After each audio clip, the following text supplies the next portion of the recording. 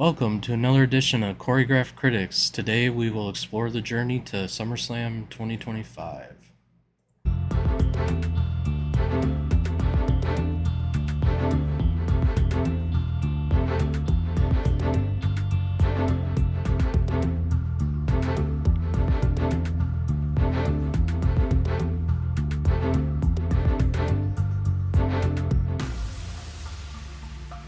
Welcome to the show, everybody. I'm John. Joining me as always is Joel. Yeah, hoo, hoo, hoo, hoo, hoo. It's CC another Dub, episode, John. CC Dub, CC Dub. That's right, CCW, CCW. We should just have that on a loop for like 10 minutes. That's our No, intro. yeah. So the state of wrestling, the journey, NPR, the journey to SummerSlam 2025. I'm excited. Night of Champions wrapped up.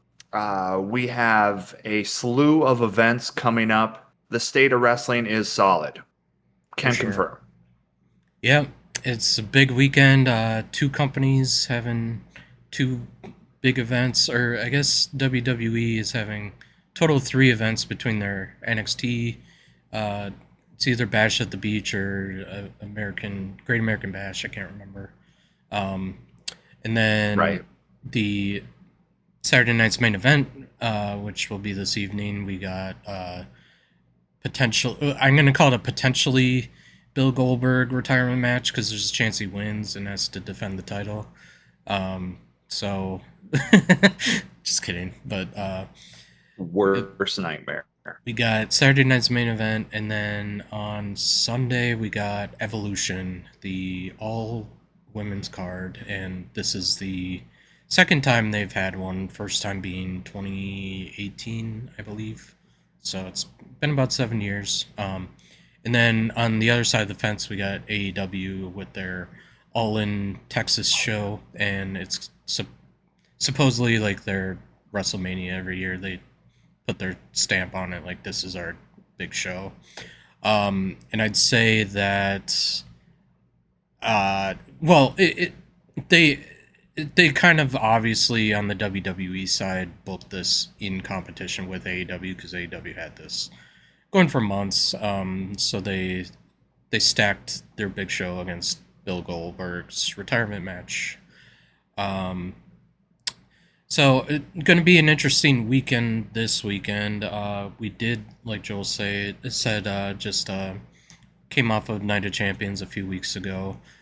So I figured we'd touch on that a little bit. It was an okay show. Like when I was watching it, I thought it was maybe the most impactful Saudi show there's been. Just because usually it's Proud just energy. yeah, there was a ton of energy this time, and there's been like a handful of these Saudi shows lately where the crowds just aren't really into it, and like the storytelling and stuff. Like people used to say like when they first started going to Saudi, it was just like them doing these over glorified house shows essentially, because it was just like it didn't I'd have a, say. it Hmm. didn't have much to do with anything else going on. It was just kind of a one-off like spectacle. But yeah, so we had that. I suppose you want to start there. Did you want to kind of uh, Sure. set any other? No, that's a really good overview. Night of Champions was pretty good. I was pleased with the crowd energy. I feel like the European crowd really invigorated all crowds as a template. Like, Mhm. hey, this is how enthusiastic you can be. Newsflash, you can participate at a high level. So I really like that. I like seeing the Saudis instead of looking at their like oil tickers on their phone, they can actually enjoy something for once.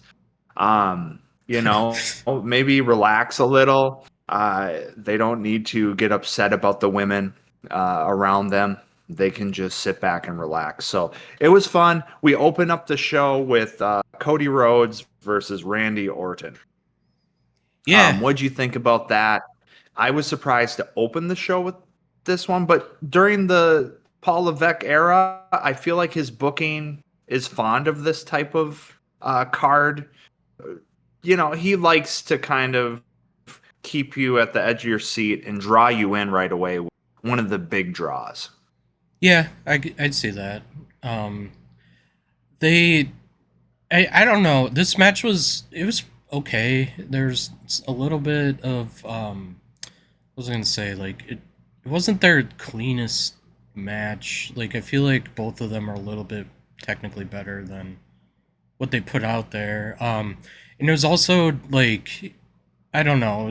It kind of weird vibes around it, I guess, because like you can't really tell if somebody is about to turn heel or whatever in the scenario. Like they're really good friends and um yeah, like they kind of gave like a little it was just kind of lingering, I guess. Like one of these guys might turn heel, one of them might blah blah blah, and it just I kind of thought so. never happened.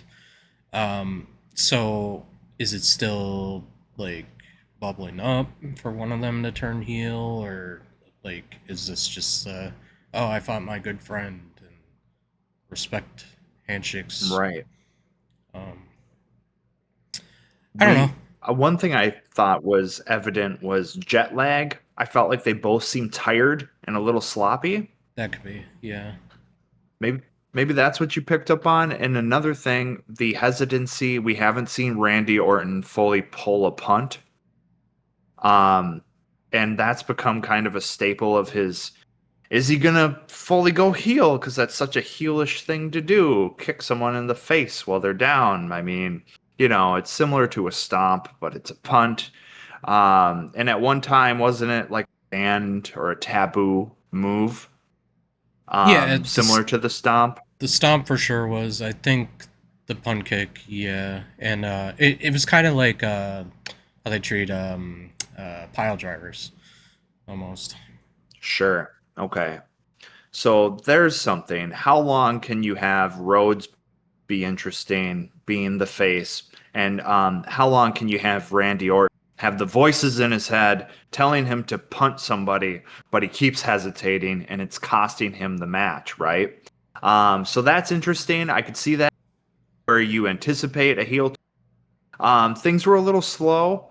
If you had a good flow, this match on paper would have been great. But the flow was a little off kilter for me. And I also thought the finish was expected. Um, it's not that they're doing Randy Orton dirty. It's just that he is constantly like they insert him into so many things because of his legend aura, but they don't let him capitalize on anything. And that's where I think they're doing him dirty. How long can he do heavy lifting for others before that becomes stale? The guy has to have his moment, right? I mean, I don't know what his timeline is for retirement, especially after that last surgery, but give him a belt again. I don't know, do something where he actually capitalizes on something. And him starting a feud with Drew McIntyre, not to jump the gun on his next match, but that wasn't it for me. So coming out of Night of Champions, I felt like having Rhodes come out right was essentially there was nothing else you can do with Rhodes at the moment, so it was predictable to have Rhodes win. Because you can't have him lose. What are you going to have him do, right? He has to have some way to get back his championship belt. And they're not going to do it for Orton. That's clear. They haven't done it for Orton since his return. Since him coming back, it's always been, oh, Randy Orton's here to make a match interesting. Oh, Randy Orton's here to make a match interesting. Then that's fun, but that's going to lose its interest pretty soon. Yeah, I agree. I think that there's a chance that Randy somehow gets involved with the Cody and Cena SummerSlam match. I don't know if it's via interference, which is like I don't know. The interference thing is so freaking overplayed now. We can maybe get into that later. The go-to. Yeah, the formula, but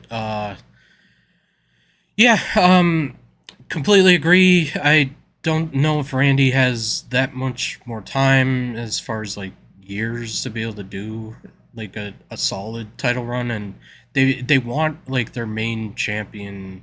I feel like to hold on to the title for at least like 3 months or so I don't know if they're going to eventually just I don't know just pull the trigger and have them take out Cody uh, during like a match with Cena. Gosh, that was hard to spit out for some reason. Uh, Yeah, I mean, he needs to have some type of capitalization. I'll leave it at that. So that match, the finish, predictable. I wouldn't say it was shocking. And that leads into kind of a fun match. We had Rhea Ripley versus Rodriguez. That was like a street fight. So one thing I want to give Rodriguez credit for, she's getting better. She's getting better on the mic.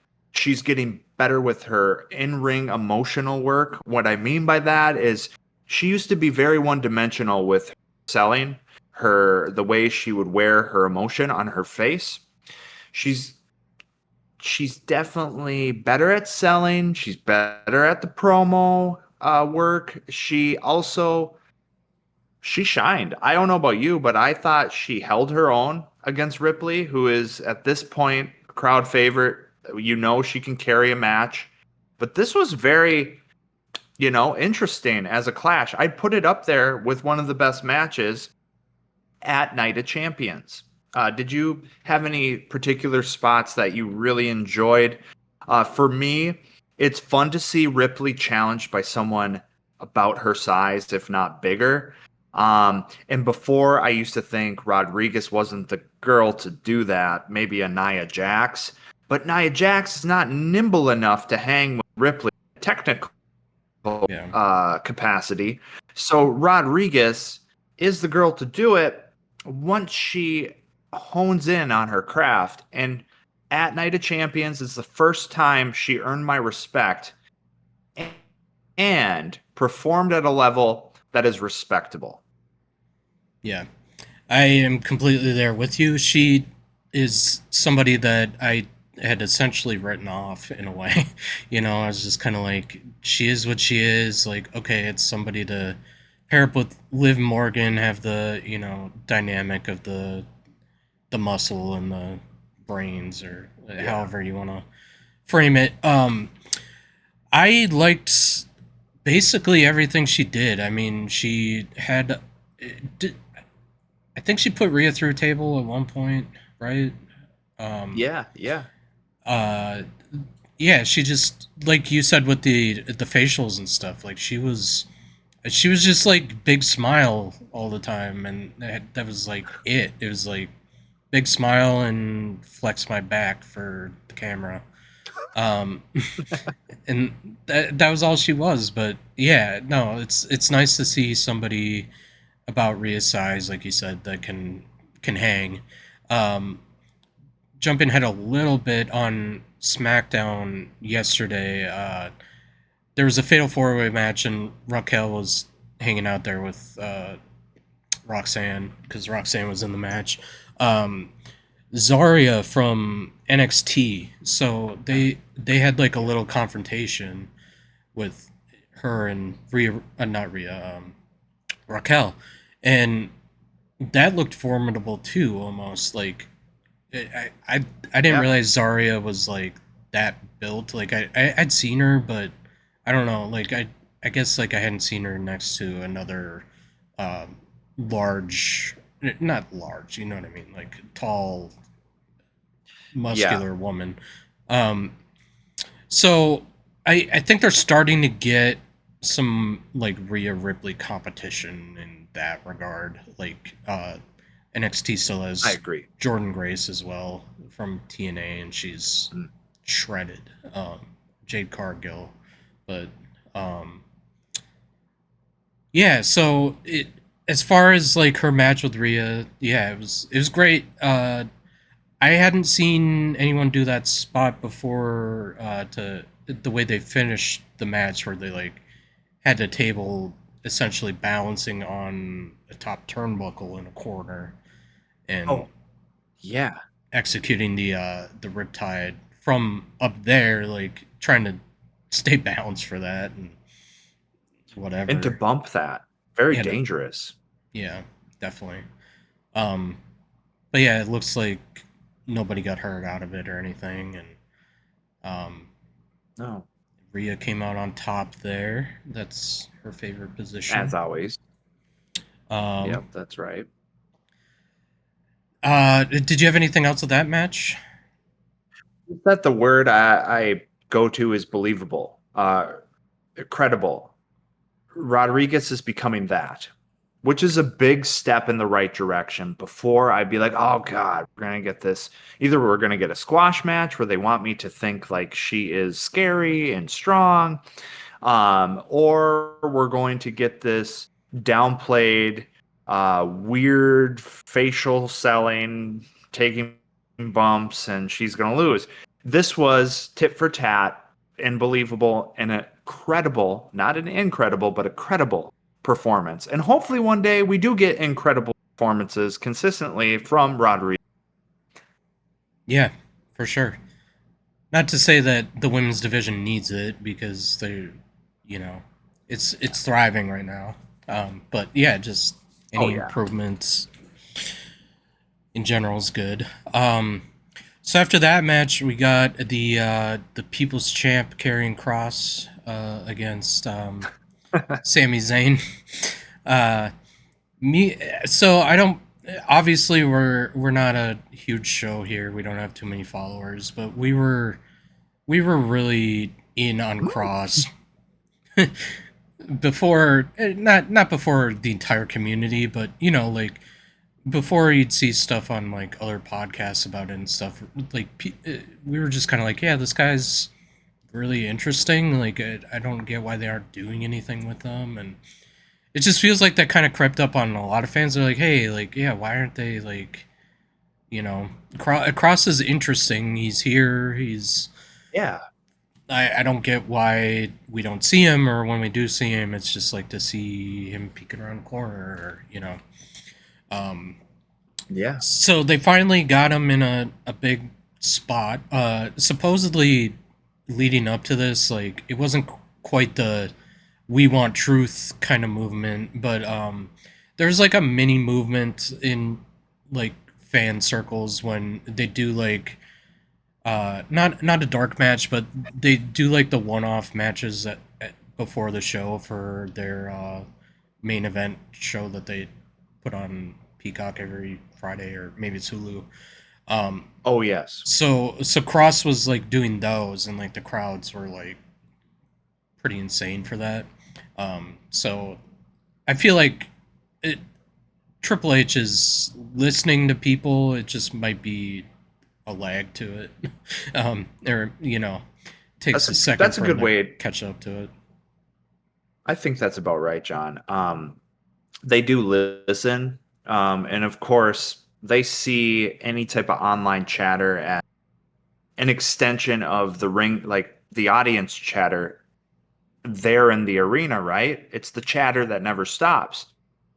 So the crowd, the WWE universe can consistently push for talent, and I think it's really cool when you get a guy like Karrion Kross, who's shadowed creatively, and kind of hogtied, or he's a little bit gimped in his performance because they're like, how do we book him? What do we do with him?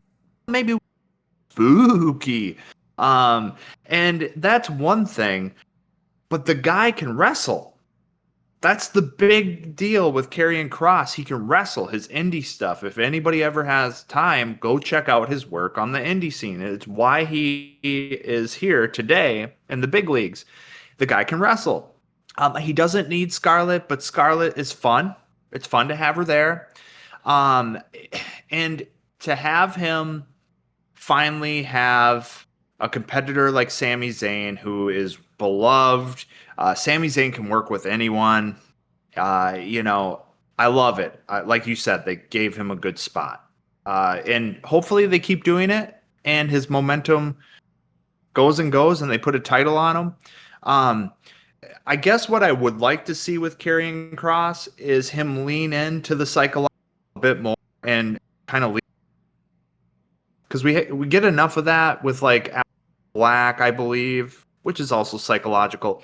We also get that with the new tag team champs, the Wyatt Six. So with Karrion Cross, if he can be more of the cerebral assassin, now that Triple H is no longer that, that'd be great. He's a perfect fit for that. There is a void there, right? The psychological killer. He always says he's a psychopath.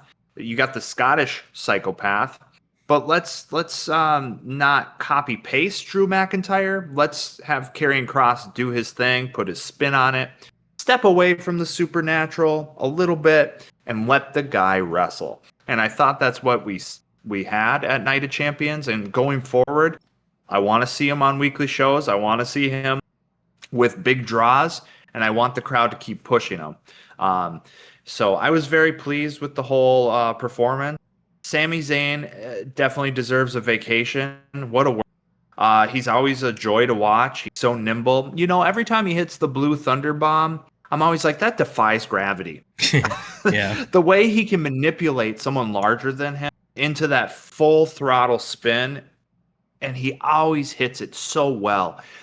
You don't even have to bump that. He just hits it so well. It doesn't matter who you are. Anybody can take that bump and make it look great. for sure. Yeah, I'm gonna push back a little bit on you saying he doesn't need Scarlet, just because Okay. when you weren't watching at the time, so it's fine. But like, uh, there was a point in time where Karrion Cross was the NXT champion, and they like they didn't call him up, but they had him on a Raw for some reason as the NXT champion.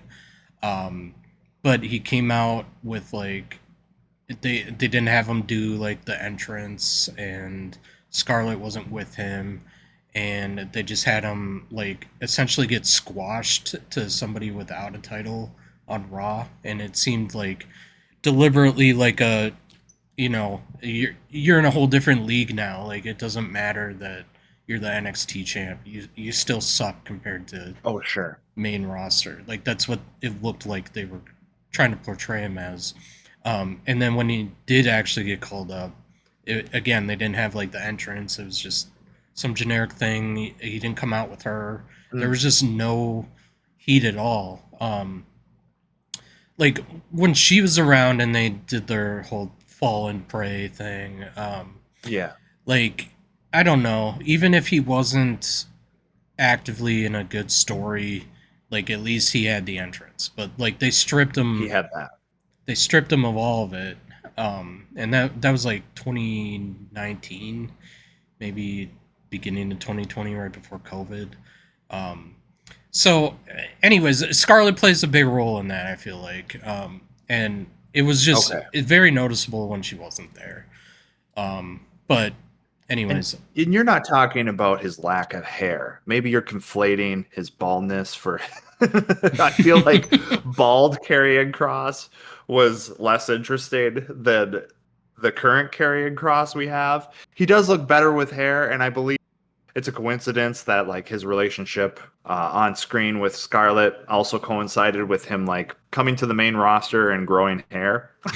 So, well, yeah, I but mean, dude, she was with him in NXT and everything. Like they're married. Um, well, yeah, that's right. I do feel you there. I guess so. To clarify, I guess keep Scarlet. My beef is more with the leaning into the supernatural element, which they're a big fan of. yeah, and I I guess she do plays into like it. that part. Yeah. She does, yeah. And I like him more as the cerebral assassin. I like him being like tick tock, yes, pulling the strings, puppet master. So, but I hear you. Yeah, I didn't think about that. And to be honest, I wasn't watching NXT at that time, Yeah. so I didn't get to see Indie Cross go to NXT Cross to main roster Cross. Yeah, I'd say NXT to main roster the original time was definitely a low time for that guy. And like, Mm. I don't know. For me, even when he was NXT champion, like for some reason, I just always thought his gimmick was just like, I like seething or like meth or like he's just like, ugh. Like that was his gimmick. Like that to me, that was his entire gimmick. He'd come out to the music, and the end of his entrance, he goes like, he does that thing. Um, but yeah, that was it. And they put the champion on him. I'm like, who's this fucking seething bald whatever? This And low like, life. I hated him. Um, but then they stripped him of everything, and then I felt bad for him. And then he left for a little bit, came back with hair, and now he's like super interesting. Um, it's weird how that goes. But anyways, he ended up losing to Sami Zayn at Night of Champions, and Yeah. getting, he's been like retaliating since. He just wants Sammy to admit he's a liar. I forget what he's lying about. Um, do you know what he's lying Yeah. about? Just his. You never know. You never know. It's all like manipulation from Cross. So you never know if he's actually trying to get Sammy to stop believing in himself. And that's his whole like his claws. Once they're in you, he makes you stop believing in yourself, and then that's how he defeats you and weakens you. And that's the cool part about Cross. There's that psychological element. But the Jiminy Cricket, as I call Sami Zayn of WWE, he's too uplifting to be bogged down by Cross's manipulation. But what he's lying about, who knows? Um, it's my understanding that Zayn is now out on injury. Oh, okay. Yeah. And I don't know. I think he's on vacation, to be honest, because we had the rib injury, and then we had Braun Breaker kind of sealed the deal. But yeah, Cross played a big role in that. Good match. Honestly, the street fight and carrying Cross versus Sammy, I like those matches more so than the rest of the card, which leads us to Solo Sikoa. Um, and Night of Champions. What do you think about Fatu kind of getting sidelined and um, just just the new phase of what is not the bloodline anymore, but more of the mafia of Solo Sokoa? Yeah. Um, it's okay. I don't know. Like, I enjoy Solo more as like this mafia guy than other versions, I guess. Um, what I don't get with Fatu, so like, I mean, I'm on a broken record here, but like, it the promo worked, the get in where you fit in, all gas no brakes, like. Yeah, It's fine having these catchphrases or whatever, but it's like literally the entire promo. It'd be like if LA Knight came out, said yeah 8 times, and then said and like, left. and that's the fact of life. What everybody's saying, and if that was all he did, but he's got substance around it, and he's throwing in other jabs, and just it's more interesting. Jacob Fatu just it there's never more substance to it. I feel like the substance to it now is that he's like a little bit okay with Jim Uso because he's Big against Jim. Solo and all them. Um, so they with this match, they took the typical heel winning via all the interference in the world route.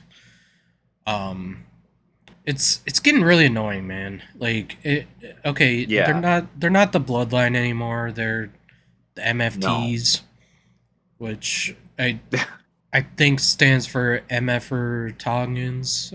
I will see if they say. But they added a new Tongan for this group, and that was like the That's big right. reason that Jacob Fatu lost the match.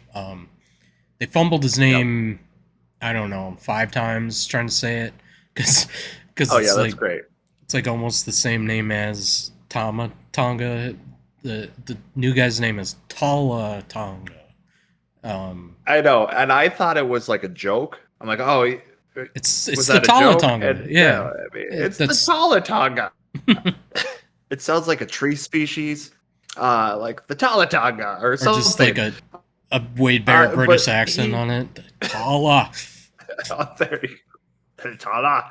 I like that they're getting this Kevin Nash looking dude kind of behind Solo Sokoa. I like his presence, but I Okay. don't like his execution so far.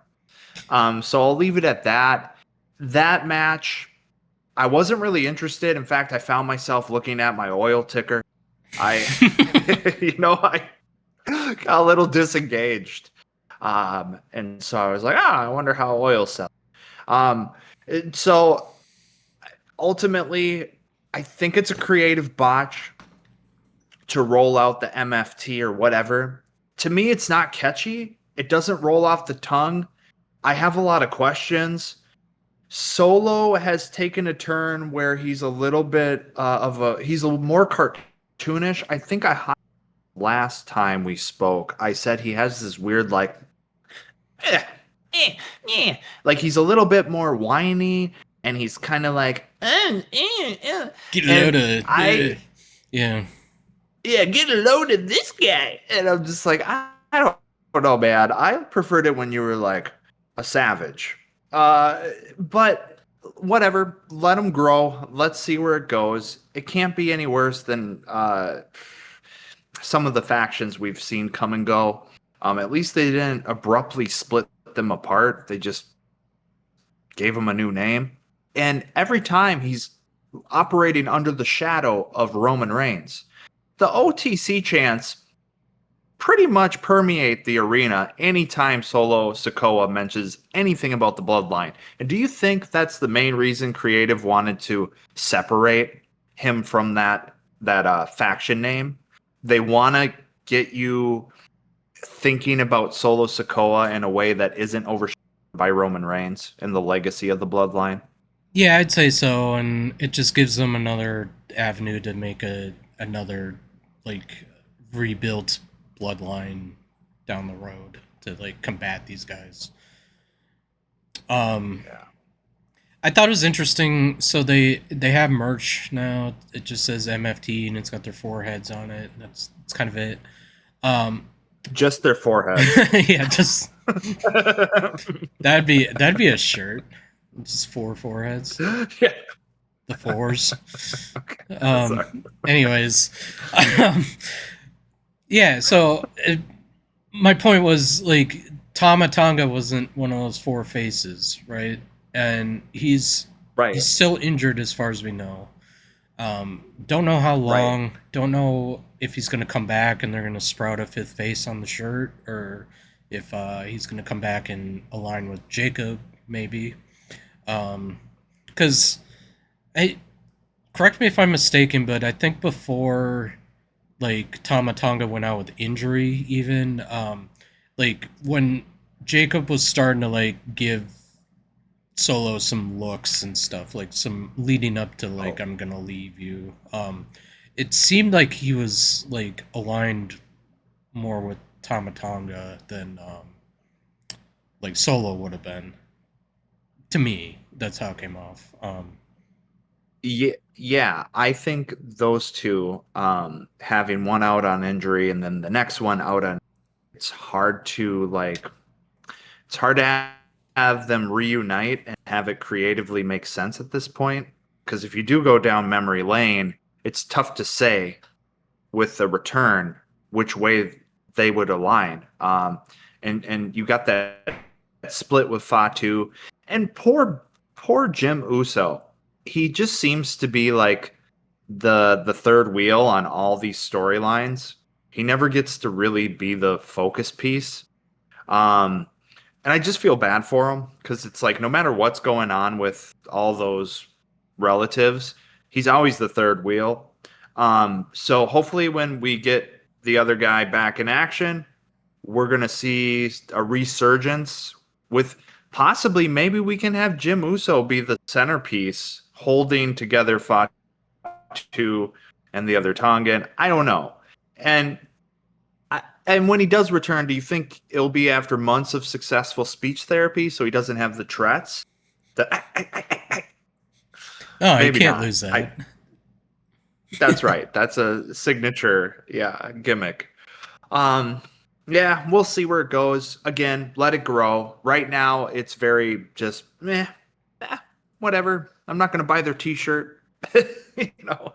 No, I don't know who is. Like, it's not even like aligned like a Mount Rushmore or anything. It's just four faces. It's I don't know. Um, so yeah, so Solo came out on top, defeating Jacob via interference, via returning Tongaloa, and then debuting Tala Tonga.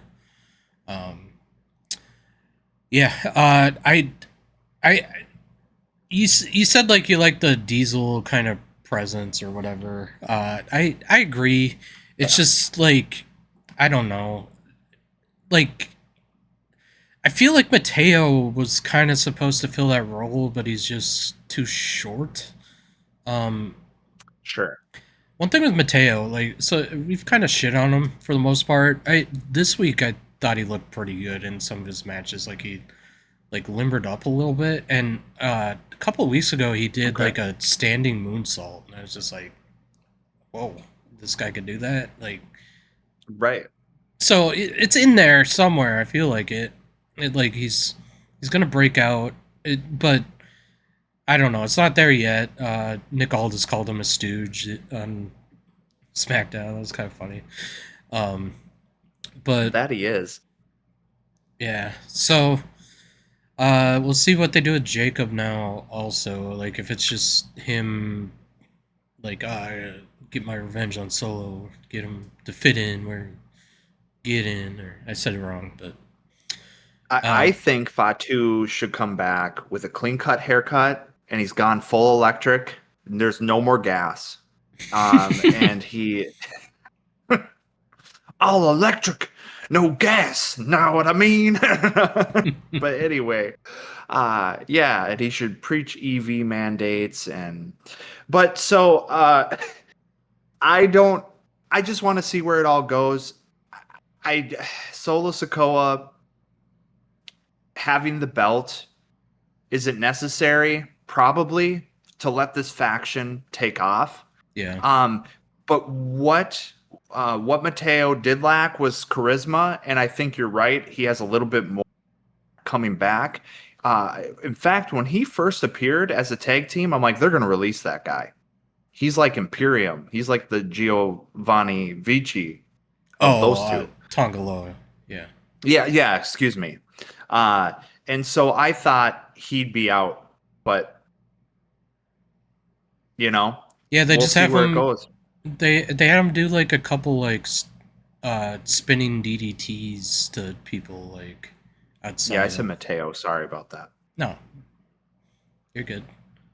No, I apologize to all of our listeners for confusing you. But no, It's all you're confusing. There are too many Tonga Tongs, Tim Tala Tongs. Tonga, Um, yeah, Tidy Tim Tonga.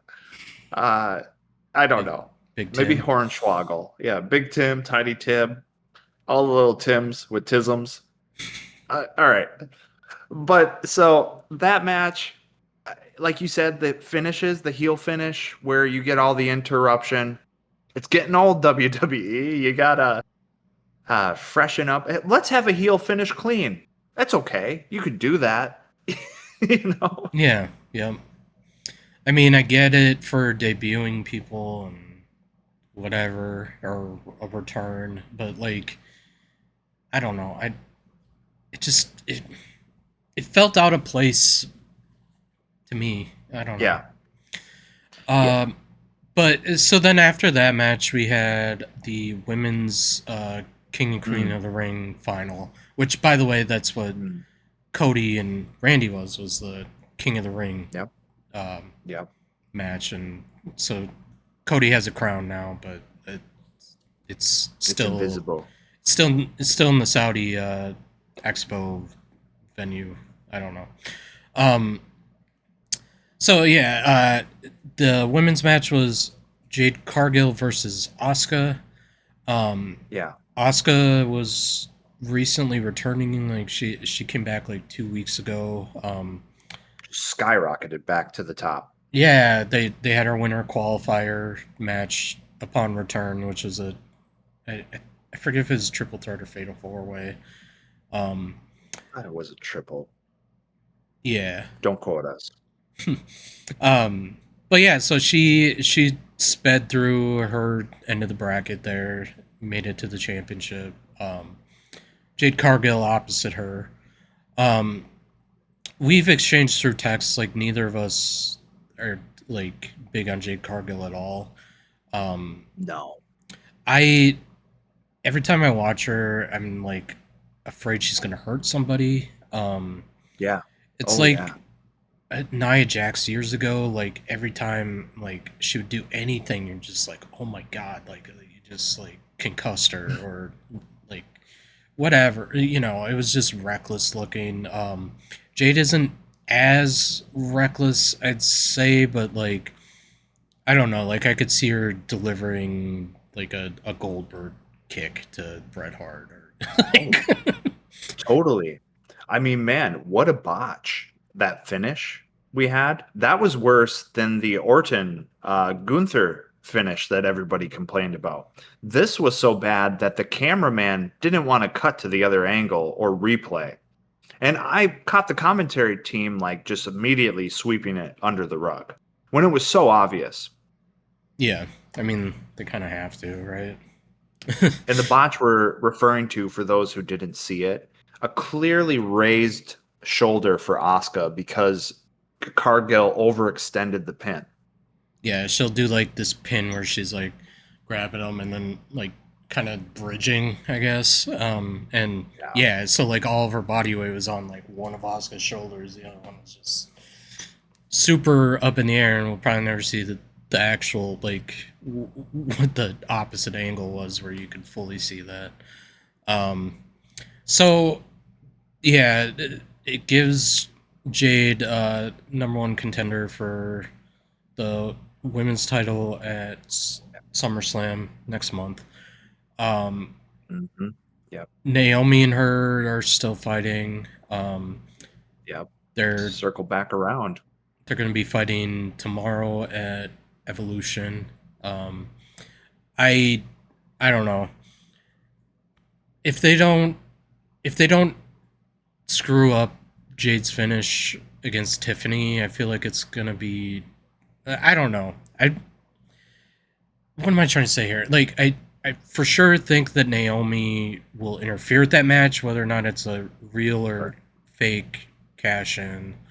Um, but if she does the fake cash in thing and it ends up hurting Tiffany and helping Jade Cargill, I, I'm I'd probably be more upset than my anticipated upsetness about Charlotte Flair beating Tiffany at WrestleMania, which didn't happen, thankfully. Well, Um, what we're ultimately going for, John, and I've said this since the beginning. Everybody wants to see Cargill versus Bianca Belair. So hopefully, if they handle it right, we're going to get that triple threat at SummerSlam: Naomi, Bianca Belair, Cargill. And I was kind of flabbergasted that they brought Trish Stratus back to take on Tiffany. Um, sorry, just to clear up something quick.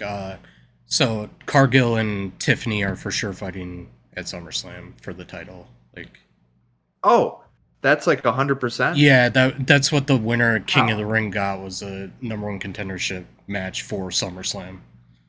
Well, I knew that. I just, in my head, I thought Naomi would cash in, and I thought we would circle back around into a triple threat with Bianca Belair coming back. But Oh, like, okay, yeah, well, I mean, they could put a wrench in it, but like if there isn't a cash in situation, that's what's okay. going on. Well, I'm going to stick with my gut. I think we're still going to get that triple threat because we Sometime. never I just don't think it'll would. be then, is what I was. Okay, you think it's a Mania match? I mean, it could be. Maybe, or It would be a year long feud. Survivor Series, maybe. I don't know. so stupid. But yeah, well, we'll see where it goes. How did you feel though about them inserting Trish Stratus into Saturday or Evolution? Evolution, it's fine. Yeah, I don't know. Like they didn't yeah. have like I don't know. I don't think they planned the show at all. To be honest. Okay, Bill Goldberg. All right, yeah. Who else is a real Twist Stratus? You want to fight the Barbie doll? But anyway, uh, I'm sure no one in creative talks that way. Um, Yeah, the what's his yeah. name's gone, Kevin Dunn or whatever. The Oh, dude. But okay. Um, so then we get another predictable match, the Cena farewell tour with CM Punk. Okay, can I just come out the gate and say, stop trading finishers that are not going to finish the match? It ruins it for me, man. I do not believe any of that. 1 second. I'm so sick of it. Why is it every CM Punk match, CM Punk has to do the other guy's finisher and the other guy GTS? Why? Why? Who's writing this? Who is that like a contract thing? Did CM Punk say I gotta perform all my competitors' finishers and they gotta do the GTS? Like it's happening every single PLE match CM Punk has. yeah, it's weird too because like I didn't really put that on CM Punk until like he's become like a repeat offender now. And Yeah, like I could justify most of it for like the Hell in a Cell with Drew. It's like okay, this is like sure. we're definitively like wrapping up a feud here, and this is a blood feud, and like yeah, like you're gonna pull out all the stops when you know like it's like this is the end of the line. Um, Yeah. and technically, with his match with Cena, it's the end of the line because it won't happen again. But like, it wasn't a good enough story to begin with to like have months of back and forth with these two, have Yeah. one fight go this way, one fight go this way, and then have it pay off with this finisher fest 2025. But instead, yeah, it's just he's been doing it every time. He's been doing that with these matches with Seth, which like they don't have like a clear defined like this is when this is where this feud's gonna come to a head and like essentially end. Like there was like a finish to the Drew and CM Punk saga. Like I don't know if we see a finish to CM Punk and Seth. Um, Right. but he's gonna keep doing the stomp to Seth every time he can, or a pedigree, Right. or Right. whatever. Like, And yeah, remember, Roman Reigns should be a part of that too. Those three still have some lingering unresolved issues. Um, and you know what, too, John? CM Punk and Cena having that pipe bomb rebuttal, that was interesting. I thought their promos leading up, if you would have given those two more time to build, it would have been a great match. yeah, It just was so fast, the turnaround. But the two promos we did get, great stuff. I even texted you. I said, what the? Did John Cena write that for CM Punk? I don't see Phil sitting down with a pen and crafting very Cena esque rhymes. Not only that, but he did not stutter. He did not fail in his delivery. So it was like, wow, did he practice this over and over and over and over? So anyway, I was impressed with their promos, but the match, not impressed at all. Poor way to end the show. The Cena farewell tour has been disappointing. I I'm completely fine with Cena heels can finish clean. They can finish a match. They can win 1, 2, 3.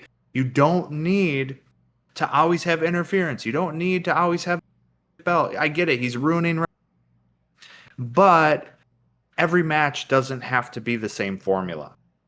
And so hopefully CM Punk gets put into something more interesting because soon he won't be a very believable contender in the ring because you know what to expect. He's great with promos. He's a natural.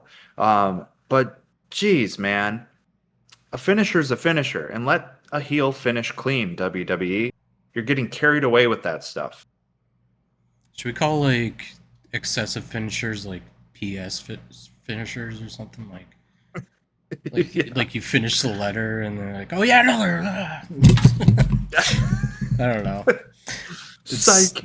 Yeah, yeah, psych. pseudo That's what. finisher. Yeah, psych. The psych finishers or the got him Jeez. finisher. Yeah. Um, You thought it was over. but yeah, this match had all the interference in the world too, and Yeah. like 2 times in a show to do that, like I, it's not necessary. AEW's fallen into a similar path as far as I hear too, where like, because their big story right now is the Death Riders, which is John Moxley Oh, holding the title hostage essentially.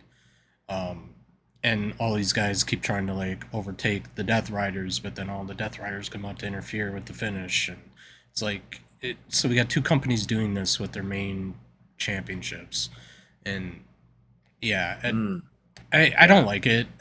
I almost prefer the like not that I would take this now, but like if you had to choose between what they're doing now with how they're like replicating these finishes and stuff and repeating finishers. If the choice Yeah. is that or you see Brock Lesnar once every 3 months, um, I almost rather would have the lack of the champion around than the terrible booking. Sure. Um, but anyways, so Well, you Cena, can't have both. You can't have. I just wanted to say that Gunther is a good example. He can finish a match clean. You could trade finishers, but you can't have interference and not finish a match clean.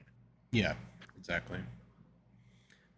So yeah, Cena came out on top. Um, he's gonna be fighting Cody at SummerSlam,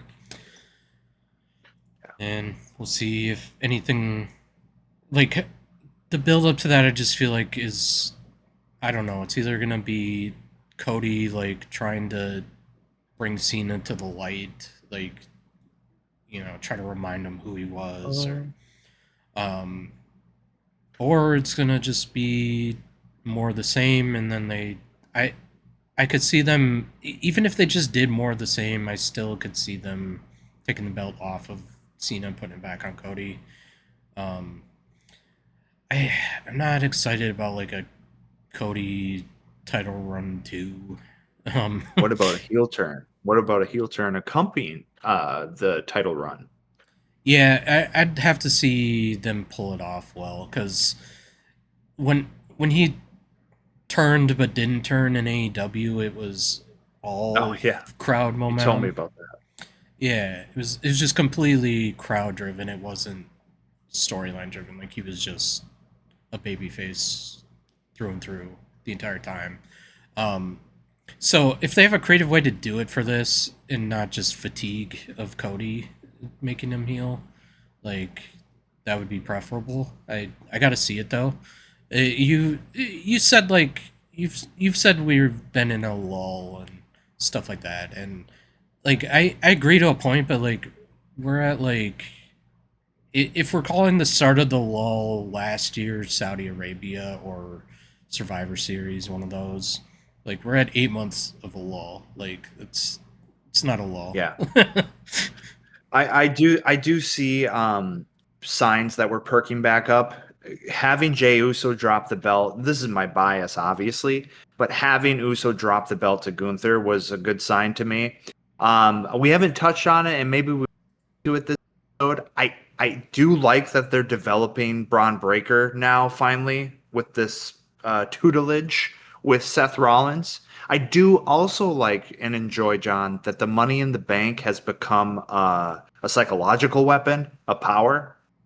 That it's finally become like it doesn't matter who's champion. I have the ability to present an opportunity anytime. And that's a wonderful homage to the original Seth Rollins Money in the Bank briefcase cash in. So it's like that on steroids. So I do think we're coming out of the rut. But John Cena's farewell tour is keeping us in a lull because they have to push through his farewell tour.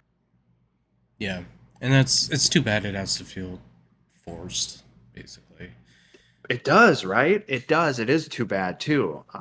Like I I don't know. I liked feel the bad for Triple idea. H. I liked the idea of him having like a year long retirement tour at the time, just because like he seems to me he seems more true to his word that when he's done, he's done. Um, Sure.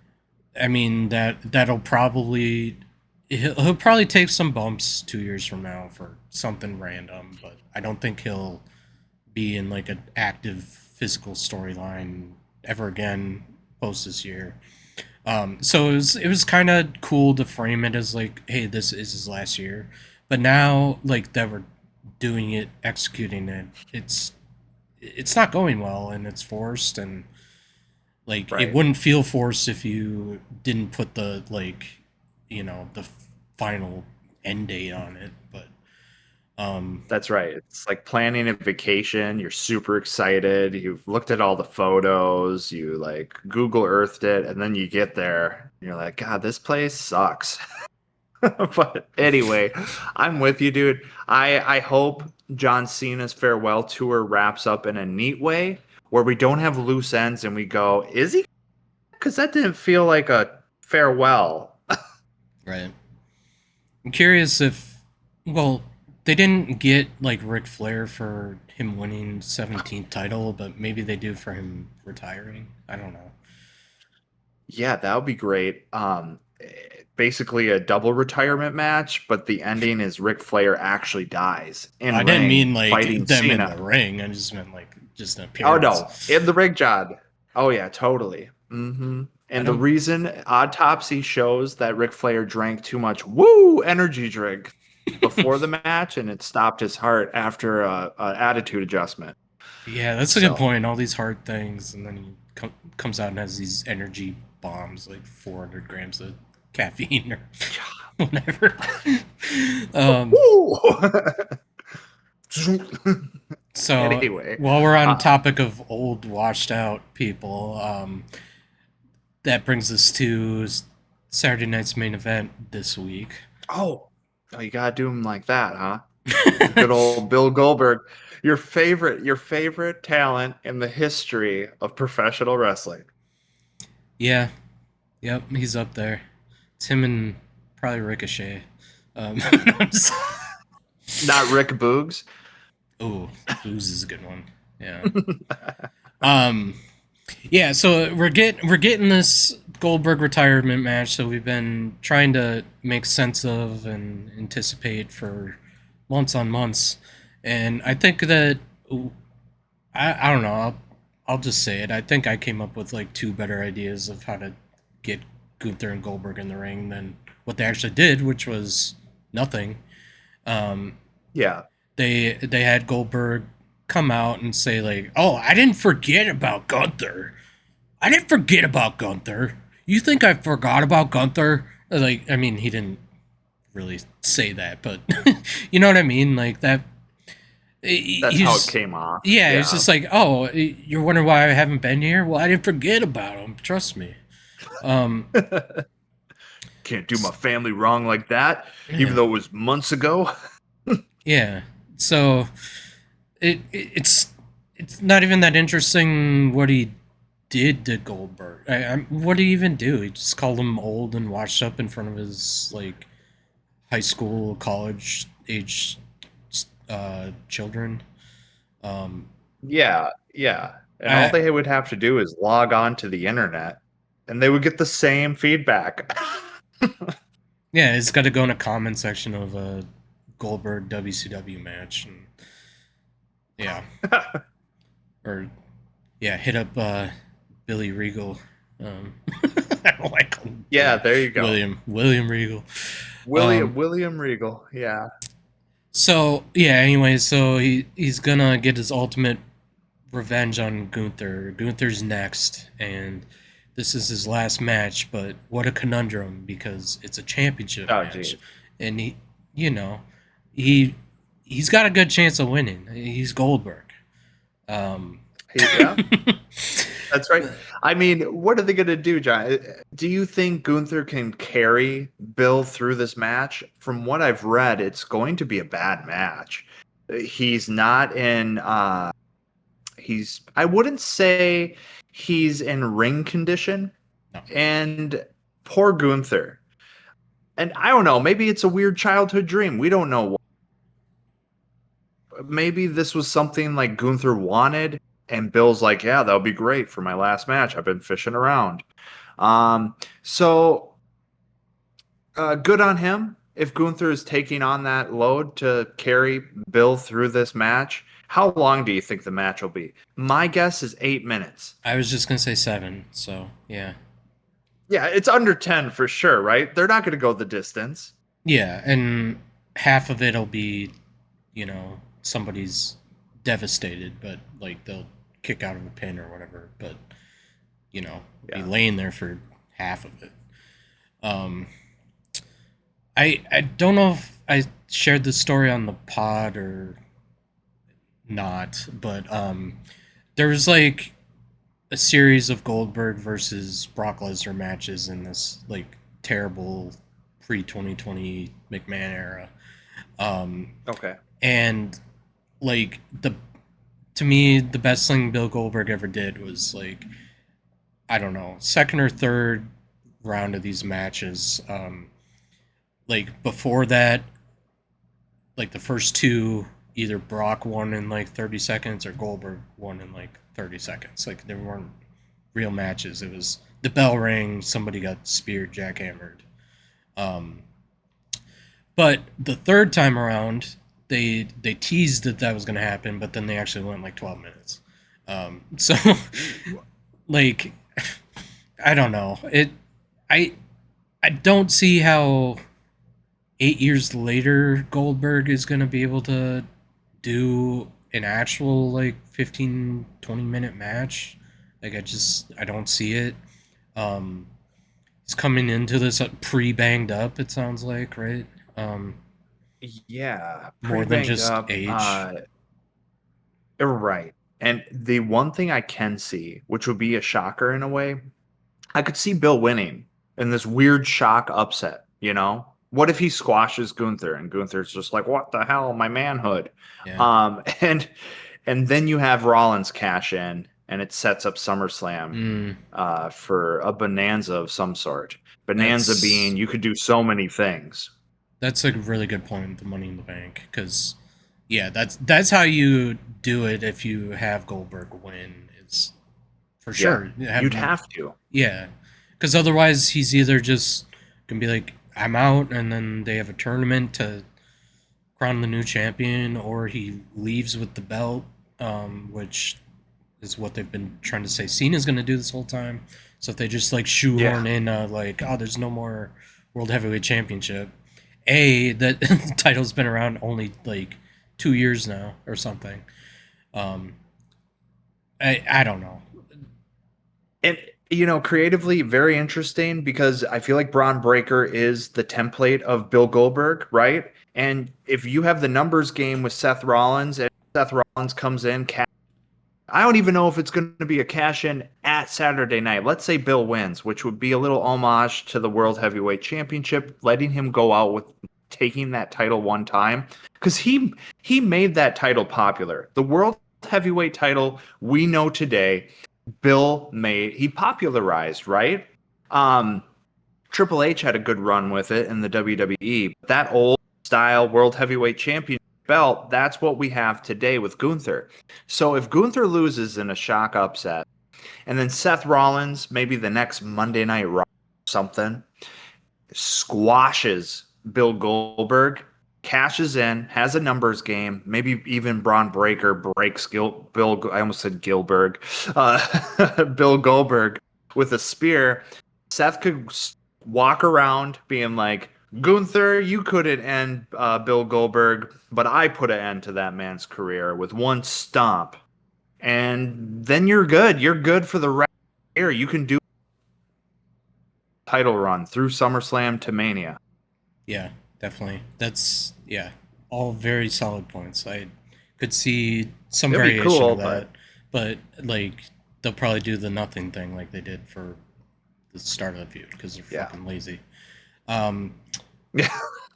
the so the rest of the matches this weekend, like I think we can just kind of like go like what they are quick. None of them are that Yeah. interesting.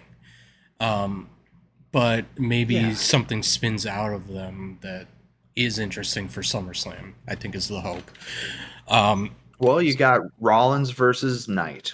yep, and I thought it was looking like they were just gonna move LA Knight to Raw. Like that's where I thought this feud was going. But then he had a match on SmackDown tonight, and he's still a SmackDown star. So Hmm. he's strictly just showing up Yeah. on Raw to foil Seth Rollins things until this match happens.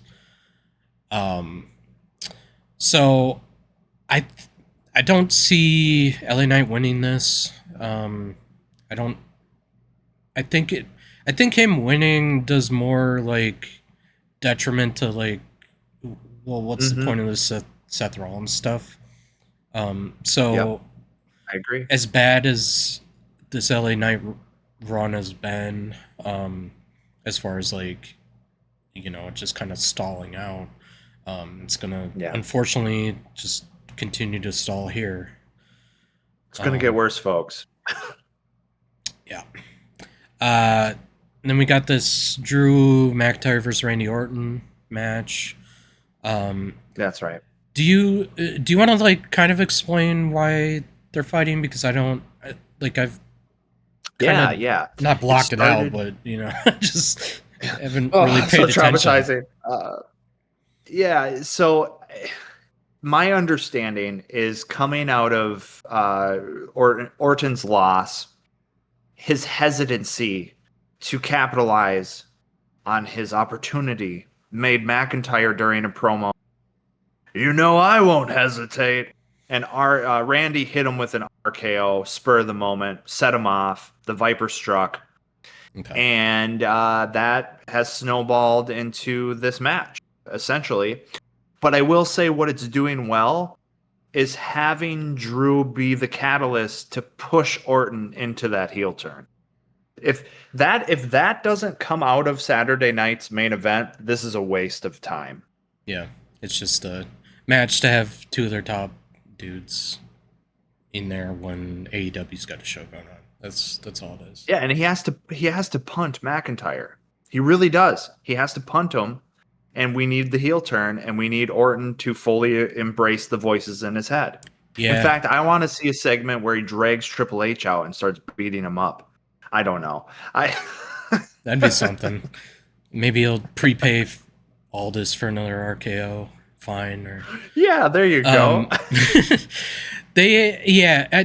So what I kind of see happening with this is kind of the last. I think this is gonna be the last time Randy hesitates. Like I think he's gonna lose Mm. to Drew, and it'll put him over just the edge at that point. Like I can't hesitate anymore. I hesitated to Mr. Hesitation, Drew Yeah, McIntyre. Cause that's yeah, right. like he didn't go the extra mile for that CM Punk Hell in a Cell or like I mean he did, but he didn't. Like Punk ultimately gave him the toolbox, which was the big like turning point of the match kind of thing. Um, so I kind of think Drew. Yeah, I just think he wins this because of a Randy hesitation thing, and then that puts him over either I could see that. the heel edge or whatever. Um, and then we got Solo versus Big Jim. You were just saying Big Jim's stagnant. Well, he's got a title match, buddy. Um, Oh, geez, I know. Last minute, Big Jim Uso, terrible entrance music. That's a given. I'm not excited about it, John. Because you know as well as I do, it's going to be a numbers game thing, and we're just going to see more faction warfare. Do you think Fatu's going to come out? Like, do you think there's going to be any big reveal, or do you think this is just going to be purely Solo Sokoa establishing his dominance and being like, "Look, at nobody could step to me." so if we're going with the theme of interfering all the time. Um, I could see this going a couple different ways, like Jacob either interfering in some capacity, but then maybe Jacob gets jumped because it's still a numbers game. Mm, And that could usher in an OTC return, maybe.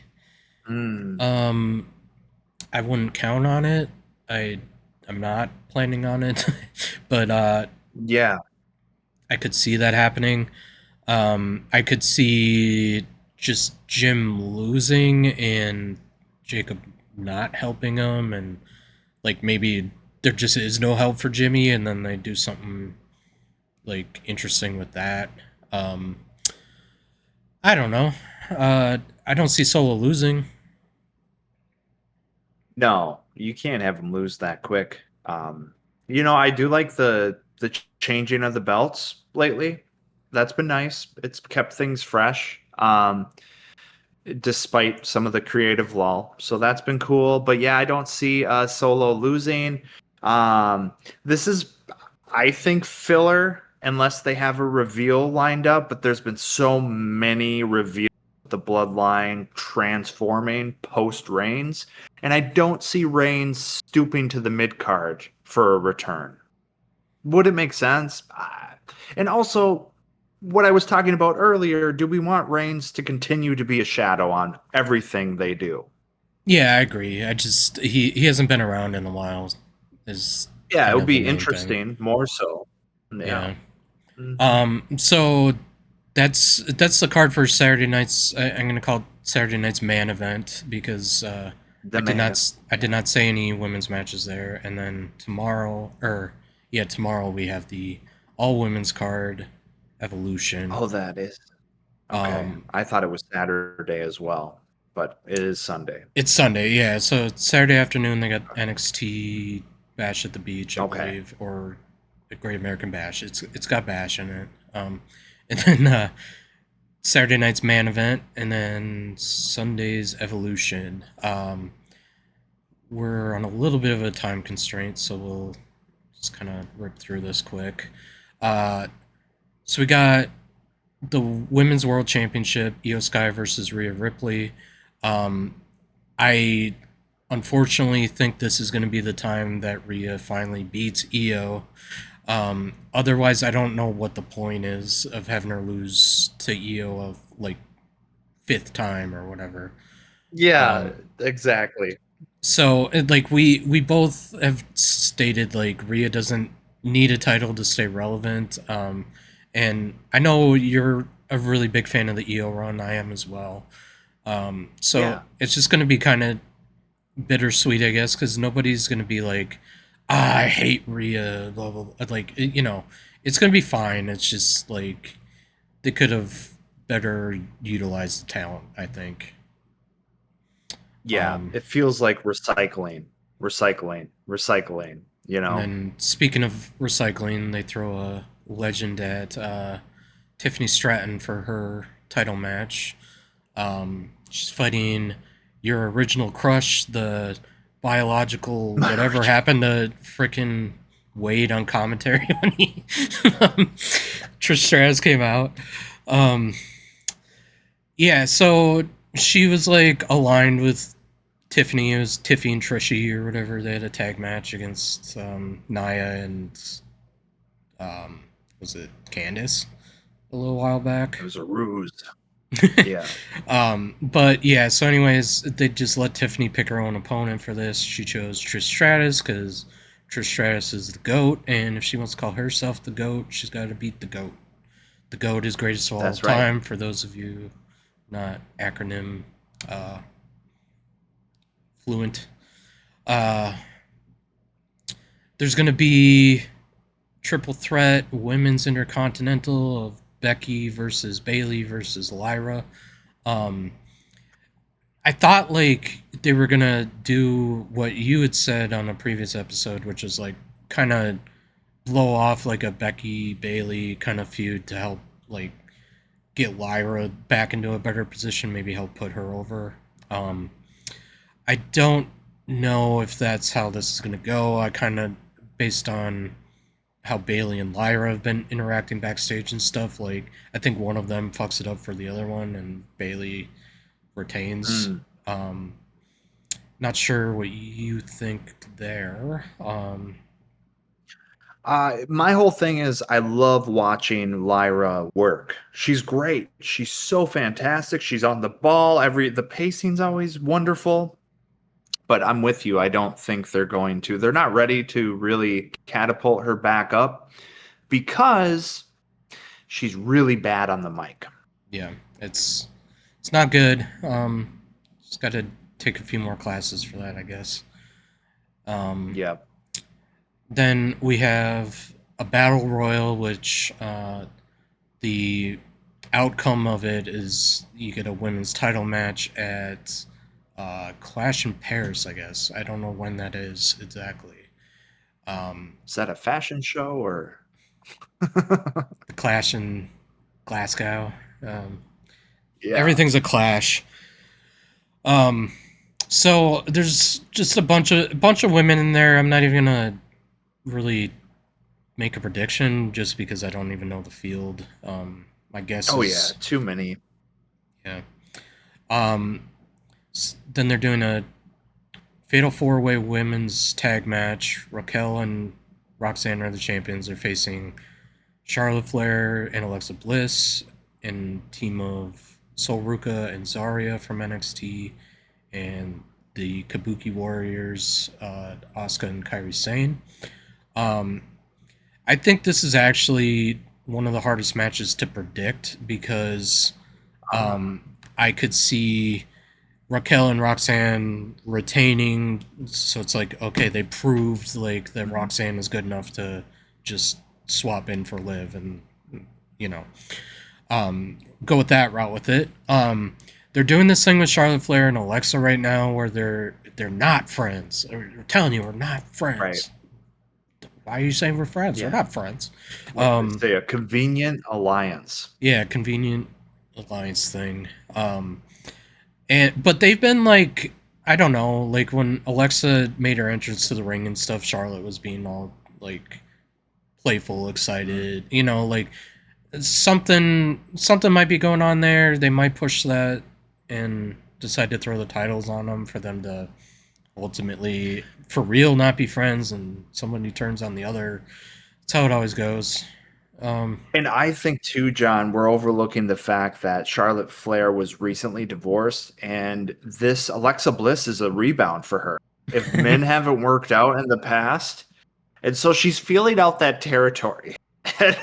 No, okay, so my pick is the Kabuki Warriors because they're great, but I agree with you. You can't have Raquel Rodriguez. They have to retain because of the new Judgment Day story. yeah, and like the reuniting of the Kabuki Warriors is fun. Yeah.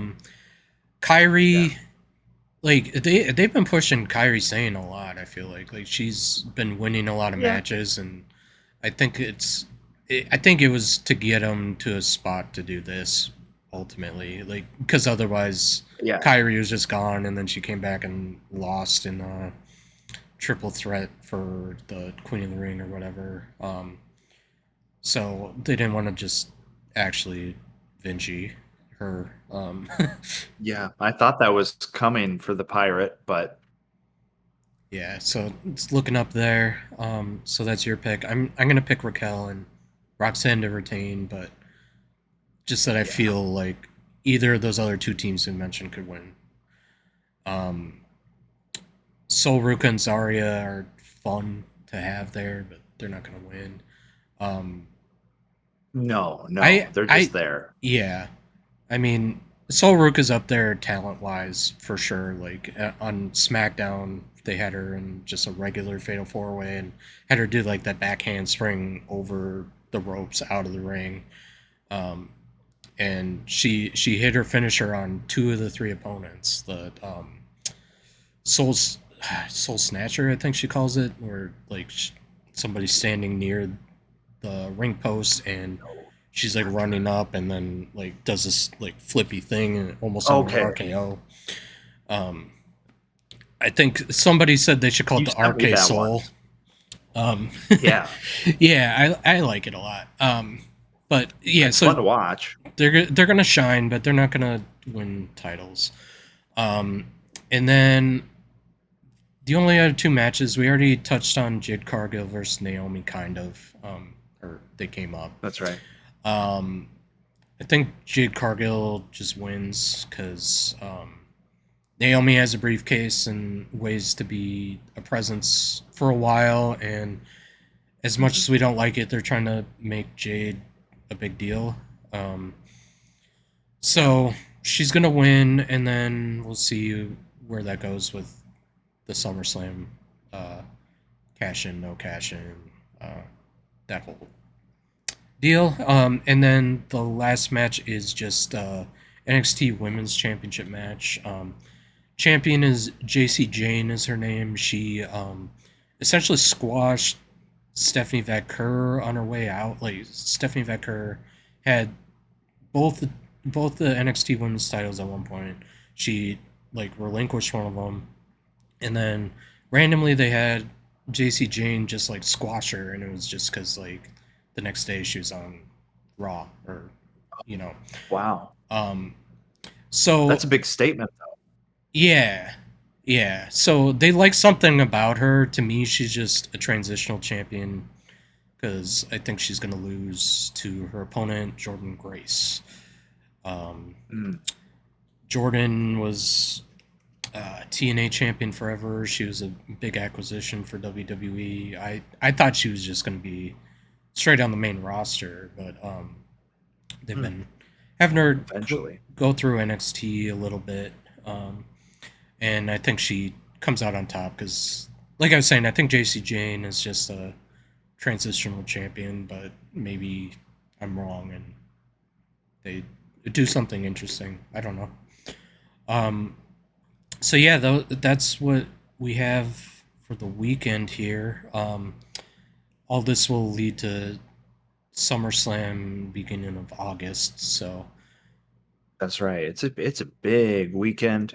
One thing I will say about Evolution as a PLE, um, it is live, right? yeah, Okay. One thing I like about it is the stipulation that every match has to be a lingerie match. That was really good on Triple H's part. I felt like that kind of draws in the male audience a little bit more for these divas.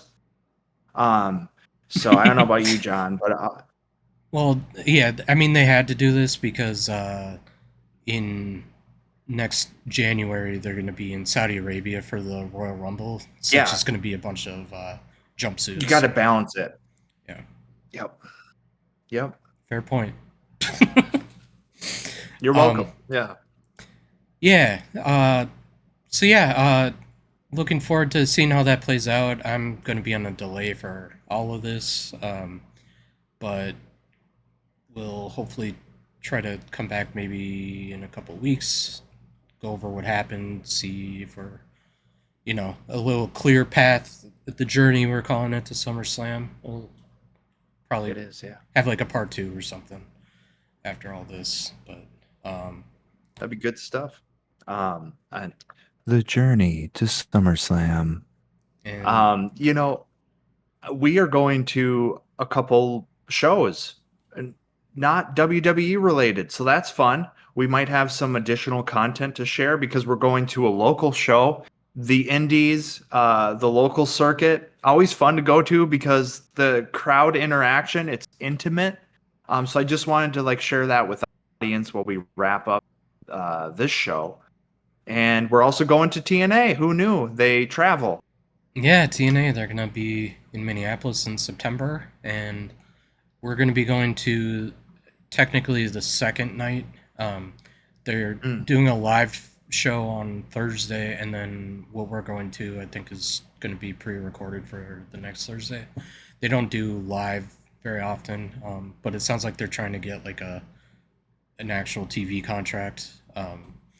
So yeah, there might be more TNA talk on here. I wouldn't count on it, but for sure. I mean, if it's interesting, getting familiar with everything before a show, and then they end up with a TV deal or something. Like I don't know, maybe that's an alternative, but And crossover, lots of crossover opportunity, and a lot of go there, to retire.